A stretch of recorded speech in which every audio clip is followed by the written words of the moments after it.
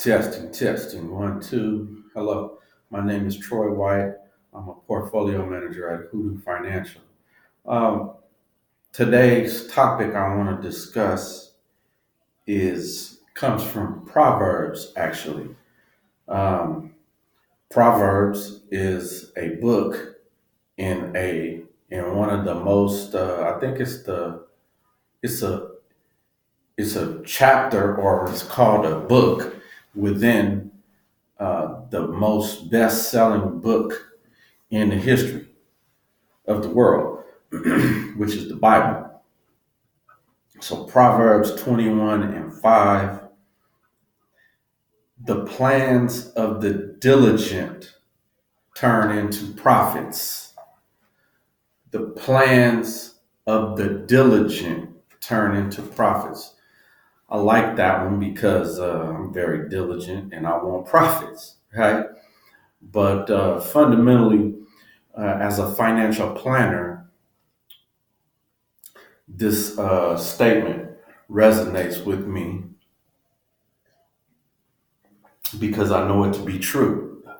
Those who plan are the only ones who succeed. There may be temporary success that people achieve on accident without planning for it, but they do find it to be temporary. And and the thing about it is that planning never ends. In fact, that coincides with some other notes I was taking as I talked with a client.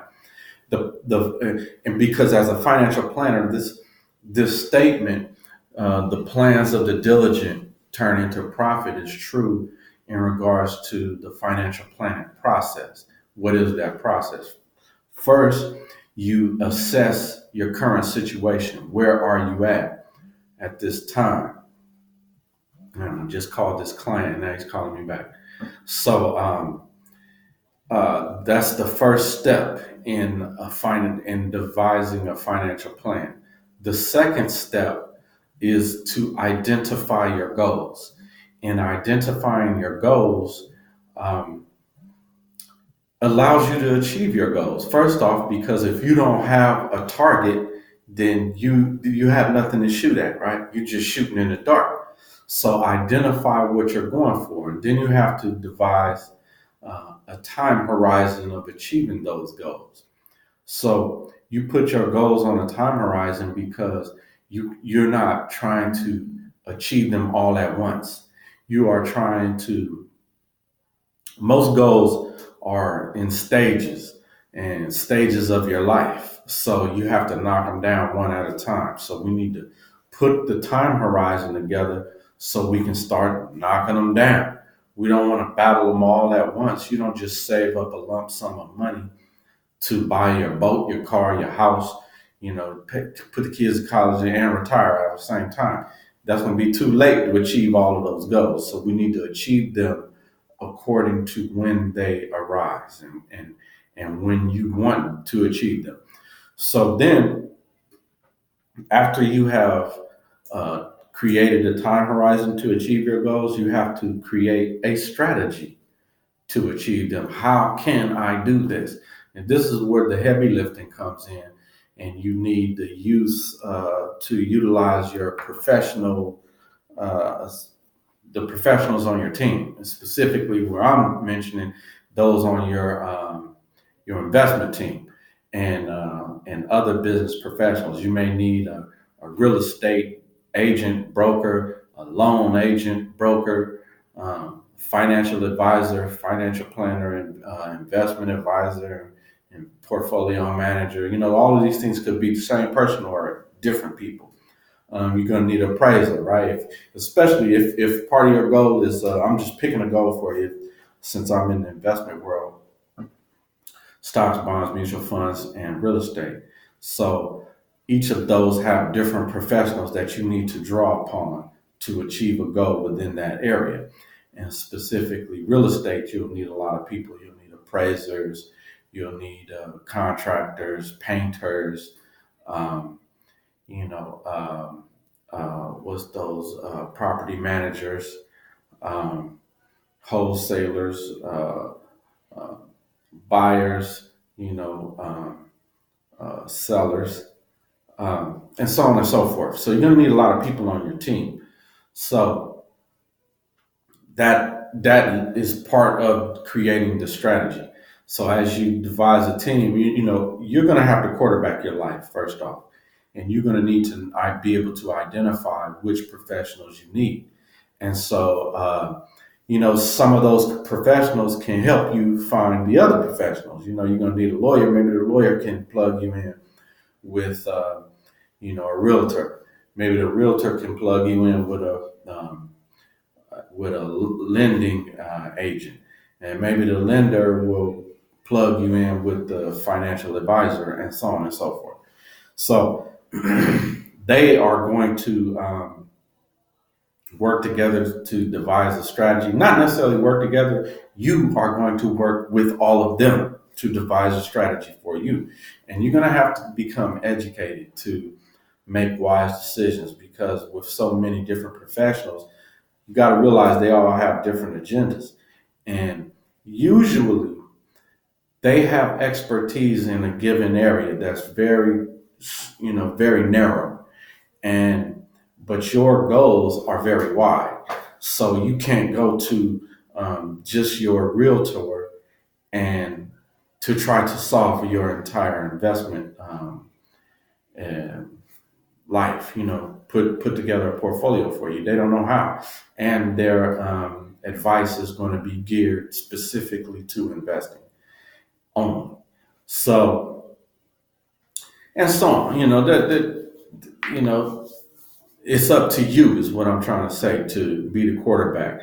And often I play that role for some of my clients as the quarterback. So if you find a coach or an advisor who is knowledgeable and understands your goals, usually I would say your financial planner is the quarterback, your CPA, um, your tax professional. That person may be able to play that role with you, but understand they're playing it with you in conjunction with you. It's like Cordell Stewart used to be Slash. So he's the quarterback, the wide receiver, the punt returner, and so on. So um, you need someone in that role as Slash, because you're the owner of the team. And and so, anyway, back to the steps in achieving, in putting together a financial plan. And we say create the strategy, then you're going to have to implement the strategy, then do it, right? So that means you done talked about it for a long time, you done devised the best course of action, and now it's action, verb. That's what's happening. You got to do it. Ain't nothing to it but to do it. Stop talking about it, start being about it.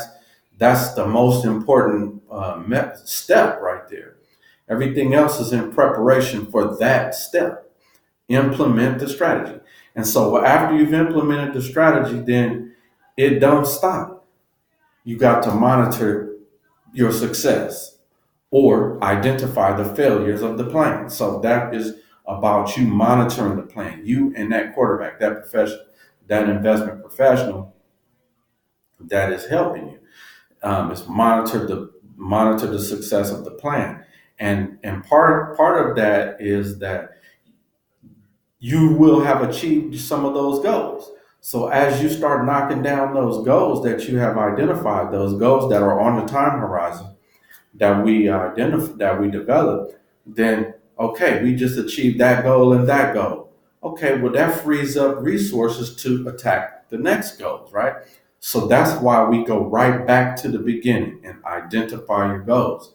Assess where you're at, identify the new goals or the remaining goals, but it's going to be new goals after that too. So we still have some of the remaining goals, but we're going to have to revise some of them. You might say, what, I don't think I want this kind of car or this kind of house. I want that kind, whether it's bigger or smaller. I don't want a big boat. I want a small boat now. So and now I think I'm going to have another kid. So now that's going to have require that we reassess, identify your goals, develop another time horizon, update our strategy, and then implement those new components of our strategy. Monitor the plan, keep going. That's fundamentally what financial planning is. And then going back to our statement from Proverbs 21:5, the plans of the diligent turn into profits. So first off, the plans. So you have to create a plan. That's what we just went over. And then it's about being diligent. And diligence means you sticking to it. You going for it. You said you wanted it, so then go for it then. Don't give up because stuff gets hard, because stuff gets difficult. Things are hard. Things are difficult. Stick to your plan. But remember, your plan is fluid. Your plan is constantly being monitored and updated and improved. So that's how the plans of the diligent turn into profits. I'm gonna cut it right there. Thanks for listening. Holla back.